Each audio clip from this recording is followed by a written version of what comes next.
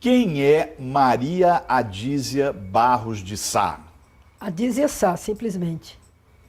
Jornalista, professora universitária aposentada e articulista de área de jornal, comentarista de rádio, de televisão, enfim, uma mulher que está na vida porque não se pode viver fora dela.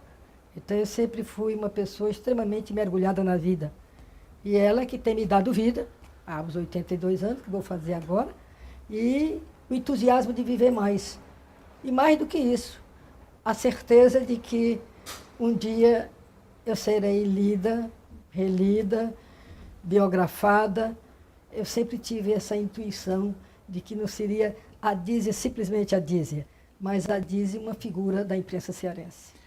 Como foi a infância da senhora? Como era a sua relação em casa com os seus pais? Quem era a figura mais forte dentro de casa? A figura mais forte de dentro de casa era minha mãe. A única frase que meu pai dizia comumente era sim, senhora, para ela. Mas ele era aquela figura que dava respeitabilidade à família.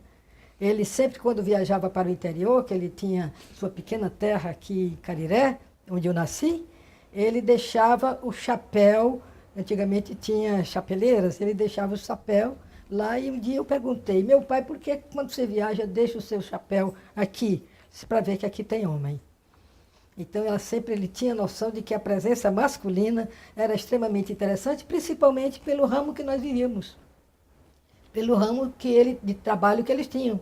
Eu nasci e me criei em casa coletiva. Eu nasci e me criei em pensão, quer dizer, pensão familiar. Então, meus pais tinham aquilo, uma convivência familiar e, ao mesmo tempo, o distanciamento pela presença do estranho na vida daquela família. Eu acho isso muito interessante. Às vezes, quando nós tínhamos briga, desentendimento entre irmãos, ou meu pai, principalmente minha mãe, queria nos chamar a atenção, levava o grupo todinho para o quarto, e aí ela passava o carão com muita firmeza, meu pai só fazia ouvir, e depois de tudo isso, ela simplesmente dizia, não fala por causa do hóspede, não chora por causa do hóspede. Então eu me criei dentro desse controle muito grande das emoções, porque olha o hóspede, atenção que tem o hóspede. Então a minha vida foi muito sob o controle do comércio que nós tínhamos, o comércio que tinham meus pais. Isso foi muito bom, porque me habituou a ter meu autocontrole, porque sou de um sangue muito quente, como os demais irmãos, e com isso nós nos acostumamos a controlar bastante o nosso sentimento.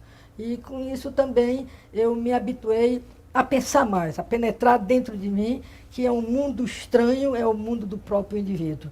O mundo que está aí fora é muito fácil você conquistar. Você conhece o mundo todo, como eu conheço quase todo mundo, mas continua sendo um grande mistério, que é o meu eu, né? Cada dia eu me descubro, cada dia eu tenho uma novidade dentro de mim. Mas a sua mãe, ela não apoiou a sua decisão de se tornar jornalista. Qual foi o impacto que isso teve na sua vida? Eu sempre tive ligação com o jornal, porque a nossa pensão, a pensão Sobral, era vizinha aos diários associados de um lado, do outro lado o Estado. Na esquina da São Paulo nós tínhamos a Gazeta de Notícia e anos depois, na mesma Senador Pompeu, na mesma rua nossa, tinha o jornal O Povo. Então eu sempre quis ser jornalista.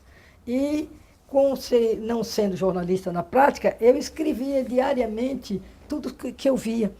Quando eu decidi ser jornalista, que houve uma seleção no jornal. A Gazeta de Notícia abriu um concurso para selecionar noticiarista.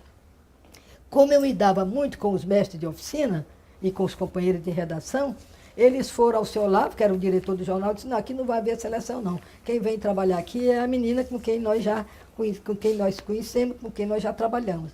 Então eu saí muito feliz para dar essa notícia a meus pais. Eu tive uma emoção tão grande, Rui, que eu tive problema de intestino. Quando veio a notícia de que eu seria jornalista, que eu fui chamada, a emoção foi uma coisa terrível dentro de mim. Então eu chamei meu pai e minha mãe e reuni os dois e disse, eu quero comunicar que você é jornalista. Imediatamente minha mãe saltou de lá. Não, você não vai ser jornalista. Por que você não vai ser jornalista? Por que eu não vou ser jornalista? Porque jornal é coisa de homem. Foi quando meu pai falou. A coisa que ela mais vê aqui, primeiro, ela é filha de homem. Você não duvida. Ele falou forte. Segundo, a coisa que ela mais vê aqui na nossa pensão é homem. Minha filha, você quer ser jornalista? Quero, meu pai. Ele falou, então você vai ser jornalista. Aí a minha mãe, pela primeira vez, disse, sim, senhor. Que era o contrário que tinha lá em casa.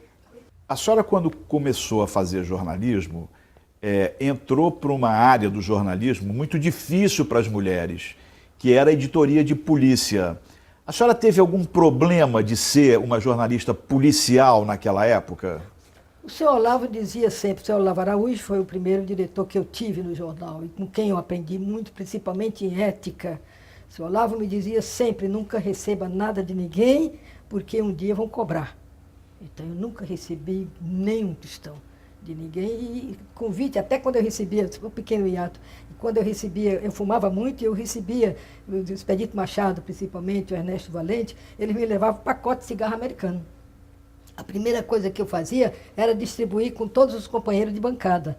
E segundo, chegar imediatamente no jornal, seu Olavo, eu ganhei um pacote de cigarro americano, mas dei para todo mundo. Mas o fato de trabalhar numa editoria de polícia, havia algum preconceito contra a senhora? Não, o senhor Olavo depois foi que revelou porque tinha feito aquilo. Ele me disse, eu coloquei você em polícia porque eu queria lhe testar. Achava que você era uma beletrista, uma poetisa que queria aparecer, mas a senhora realmente é jornalista. Então, eu passei momentos difíceis, 2 grandes momentos. O primeiro momento, quando eu fui entrevistar o famoso inspetor Laranjeira, que era o bicho-papão da polícia cearense, da polícia civil. E eu não sabia quem era Laranjeira, então eles mandaram que eu fosse entrevistar se o pessoal estava satisfeito com o que ganhava. E eu fui, então, ali em frente à Praça dos Voluntários, Getúlio Vargas, e em frente à Secretaria de Segurança. E vi um grupo de homens e eu me aproximei. São policiais? Somos.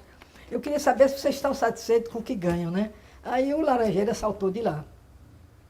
Não estamos, e se você colocar isso no seu jornal, você vai engolir o seu jornal.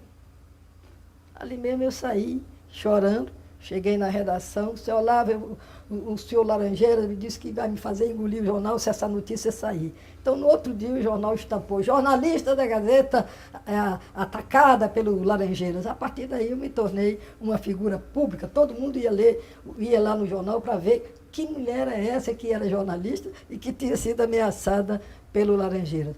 Então, esse foi o fato mais curioso vamos dizer, do meu batismo jornalístico, né? O outro fato foi quando eu fui designada com o Telmo Freitas, que era o editor de polícia, um grande jornalista. Nós íamos entrevistar um fato que tinha acontecido em Aquiraz, se eu não estou enganado. Um padrasto de uma criança, o pai de uma criança, violentou, estuprou uma criança de 3 meses. Aquilo me abalou demais, que eu cheguei na redação profundamente nervosa, chorando. Aí o senhor Olavo disse, não, você não vai mais fazer polícia. Você agora vai fazer um outro setor muito delicado do jornal, que é a política. A senhora nunca receba dinheiro de ninguém, porque é muito fácil o jornalista receber dinheiro. Ainda hoje? Não, hoje não. A nossa profissão está definitivamente regulamentada. A nossa profissão tem o seu salário, se não é aquilo que nós achamos que merecemos, mas pelo menos temos um acordo salarial e muitas vezes depende da própria empresa ter o tempo integral do seu funcionário. Não é como antigamente. Antigamente você recebia o salário, recebia às vezes o salário com notinha para casa parente, fornecer terno para os meninos, gravata, outra peça, etc. Naquela época, era comum, então, os jornalistas receberem dinheiro de políticos? Recebia presente, às vezes um cumprimento, e aconteceu um fato, você agora me lembrou, com Custódio de Azevedo, médico de Sobral, deputado.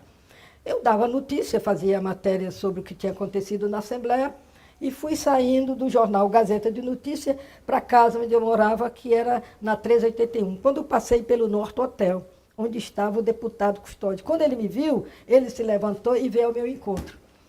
Aí, porque tinha dado a matéria, veio ao meu encontro, jornalista, muito obrigada pela sua matéria. Quando ele soltou a minha mão, tinha dinheiro na minha mão. Dali mesmo, eu não fui mais para minha casa. Eu voltei para o senhor Olavo e digo, olha, senhor Olavo, aconteceu isso, assim. Se nunca mais esse homem terá o nome dele aqui nesse jornal. Então, significa que era mais ou menos costumeiro, presente, né? Agrados, etc. Quando foi que despertou em Adísia Sá o sentimento de indignação que a levou a ser uma defensora de um jornalismo comprometido com as causas sociais? Há um pequeno hiato que eu vou lhe contar. Eu, menina pobre, de família humilde, mas que meus pais me colocaram no colégio burguês daquele tempo, Imaculada Conceição. E queira ou não, Rui, havia um tratamento diferente. As demais colegas eram todos da aldeota, e eu era da Senador Pompeu. Eles eram filhos de industriais, de comerciantes, de políticos, e eu era filha de um dono de pensão. Então havia, claro que não de todas as mestras, mas havia uma distinção. E aquilo me doía muito. Então, isso me gerou a certeza de que havia algo diferente. E qual era este algo diferente? Se eu era considerada uma aluna brilhante, brincalhona, etc., daí fui até oradora de quando fiz o terceiro científico. Mas por que é que às vezes havia esse tratamento, essa distância? A partir desse momento foi que eu me dei consciência de que eu não era igual, de que havia uma distinção. E a distinção não era o talento, não era a brincadeira, a distinção era puramente social. A partir daí, eu fui observando as coisas, fui percebendo as coisas e realmente percebi que havia uma disparidade de tratamento entre as pessoas pela sua classe social. A senhora diz que quando está diante de um microfone numa atividade pública, se transforma numa outra mulher e fica mais agressiva. O que faz a senhora perder a calma, sair do sério?